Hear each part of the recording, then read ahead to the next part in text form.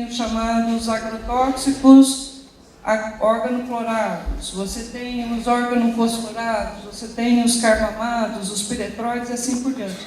Uma classificação, uma identificação em função da sua estrutura química. Então, lembrar, agrotóxico é um produto químico. E aí, uma outra classificação que também é usada, em função dessa classe química que o agrotóxico apresenta, o nível ou o grau de toxicidade. Então, vejam aqui, a gente tem desde o pouco tóxico, numa escala crescente, até o último lá da escala como extremamente tóxico. Então, desde o pouco, médio, mais ou menos, altamente, e depois o extremamente tóxico.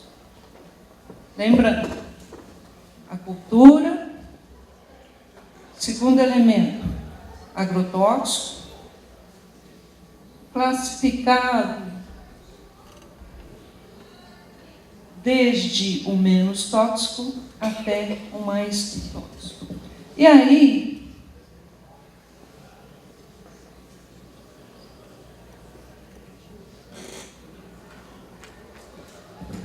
em função disso, eles vão ser utilizados para aquilo que eles foram criados. Por exemplo, se você tem uma plantação em que você tem uma infestação de inseto, você vai usar a mão dos chamados inseticidas.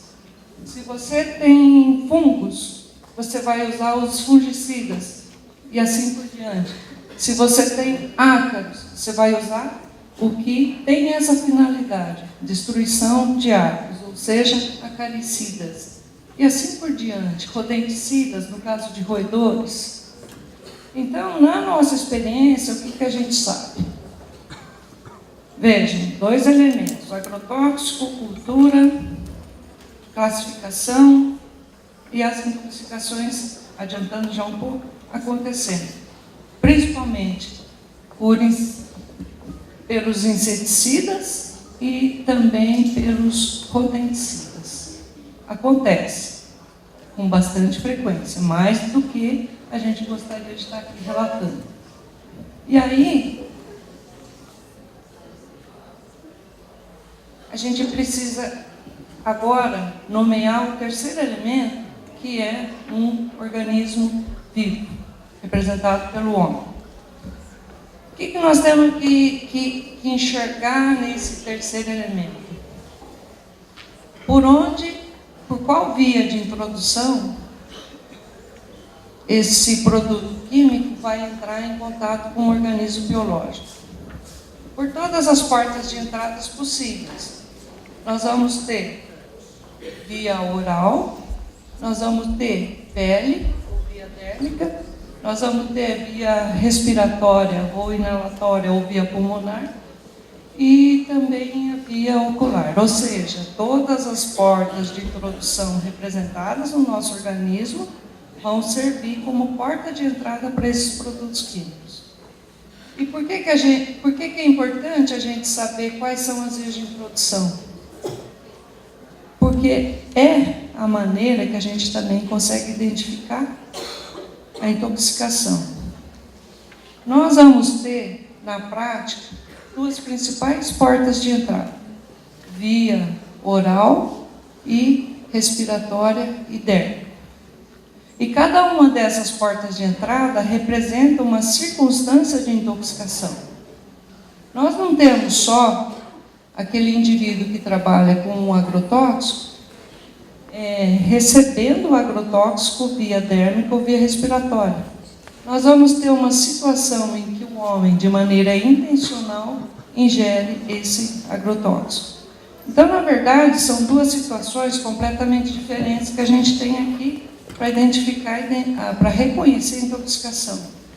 Nós temos aquela situação em que o agrotóxico é usado como um produto, como meio para melhorar a cultura. E também nós temos esse mesmo agrotóxico sendo usado para resolver alguma situação pessoal, ou seja, como tentativa de suicídio. Então, nós temos esses dois tipos de pacientes que vão ter intoxicação por agrotóxico, mas em duas situações completamente diferentes. E lá no hospital, quando esse paciente vem, importa saber qual foi a via de introdução. Se foi por via oral, ou se foi via dérmica ou via respiratória. Aí vocês poderiam perguntar, mas qual que é a diferença? Vai entrar no mesmo organismo humano, só vai entrar por portas diferentes. Mas aí, por que essa via de introdução é importante a gente conhecer? Normalmente, quando a introdução ocorre por via oral, numa situação de tentativa de suicídio,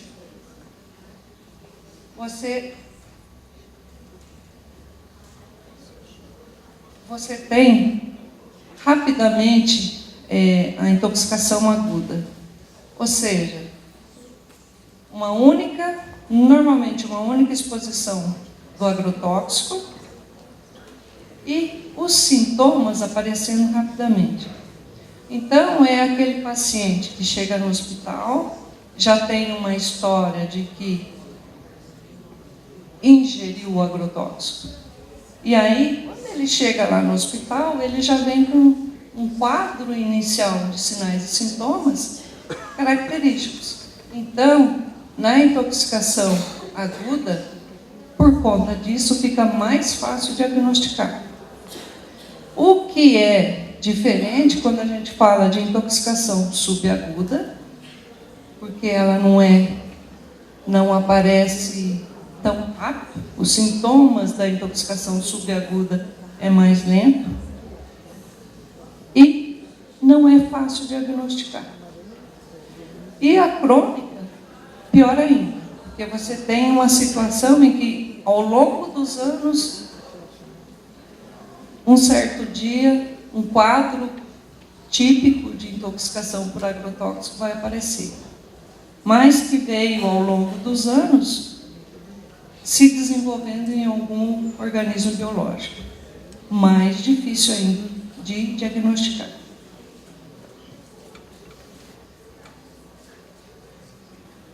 Por que a intoxicação aguda é mais fácil? E aqui eu vou citar o exemplo principalmente dos inseticidas do grupo organofosforados. Acontece bastante na nossa região, principalmente os fosforados do grupo de carbamatos, em que você tem uma sintomatologia bem específica. Apenas lembrar que fosforado e carbamatos têm mais ou menos o mesmo mecanismo de ação. Eles inibem a enzima acetilcolinesterase. Fosforado de uma maneira mais forte, a gente chama de ligação irreversível, e carbamato de uma ligação mais fraca, a gente chama então de ligação reversível. E com isso tem um acúmulo de acetilcolina, e o acúmulo de acetilcolina levando então a um quadro característico aqui de sinais e sintomas. Então fica mais fácil para o médico diagnosticar essa intoxicação. Veja, vai ter a história de que houve a ingestão, vai ter a história clínica e rapidamente os sintomas aparecendo logo após a ingestão. Então, fica um pouco mais fácil para diagnosticar essa intoxicação. E aí, o que vai acontecer? Na intoxicação aguda, principalmente por fosforato e carbamato, existem alguns exames de laboratório que podem também ajudar a comprovar o diagnóstico inicial. Então, por exemplo, se eles são inibidores da colinesterase, no laboratório pode ser pedido a medida da enzima. E com isso você comprovar com o recurso laboratorial, você pode complementar o diagnóstico dessa intoxicação.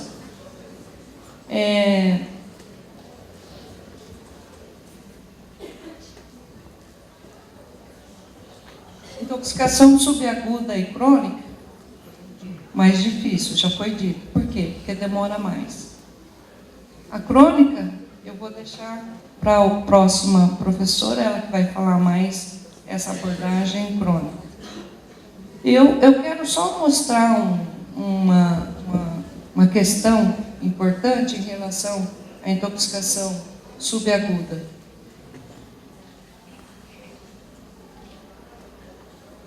O que está acontecendo? Classicamente, a intoxicação por fosforado e carbamato é aquela didaticamente mais fácil de reconhecer.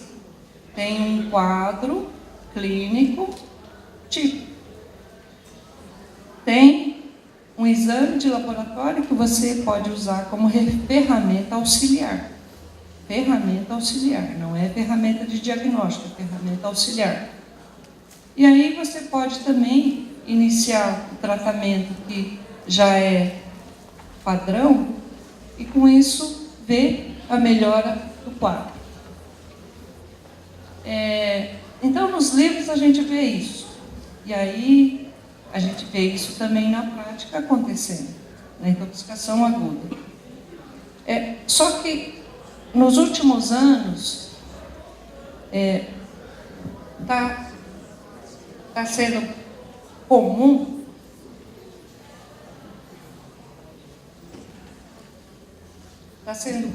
aparecer a chamada intoxicação subaguda, daquele paciente que teve uma intoxicação aguda e que após alguns dias ou mesmo alguns meses, ele apresenta um quadro de sintomas diferentes daquele da intoxicação aguda.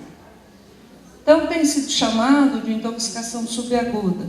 E isso está sendo comum para alguns inseticidas do grupo fosforato, em que depois que o paciente apresentou aquele quadro inicial de intoxicação aguda por fosforato, depois de alguns dias, normalmente de 24 até 4 dias, esse paciente, dependendo do agrotóxico, ele pode apresentar uma neuropatia intermediária, com um quadro clínico diferente daquele inicial da intoxicação aguda, em que você tem musculatura respiratória, musculatura do pescoço e musculatura de membros afetados.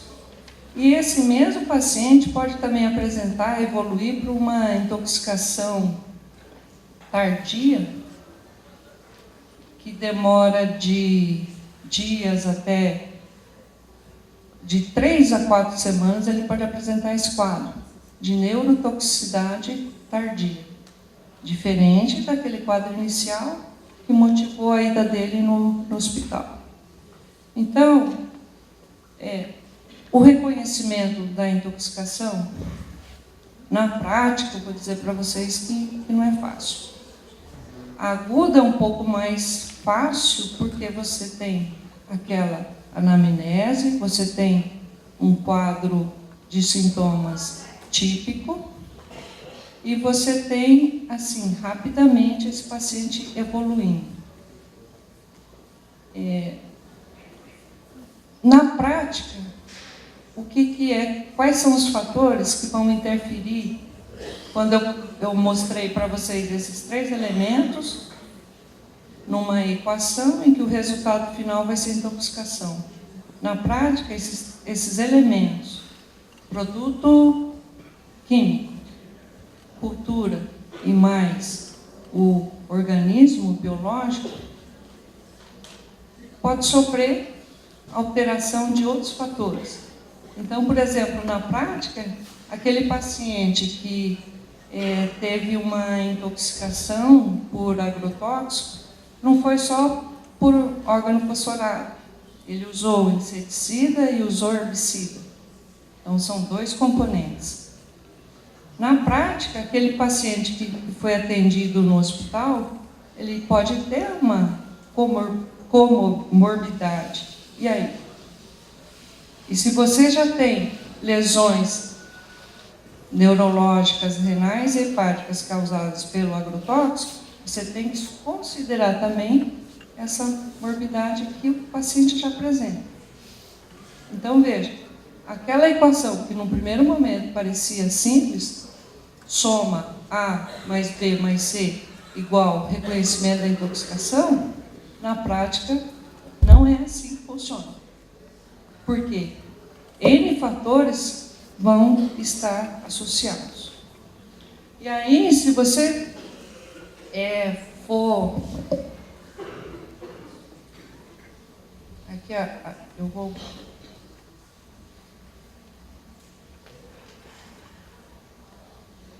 E aqui, se a gente for voltar a esse primeiro slide que eu comecei a fala, e é o mesmo slide que eu vou terminar a minha fala,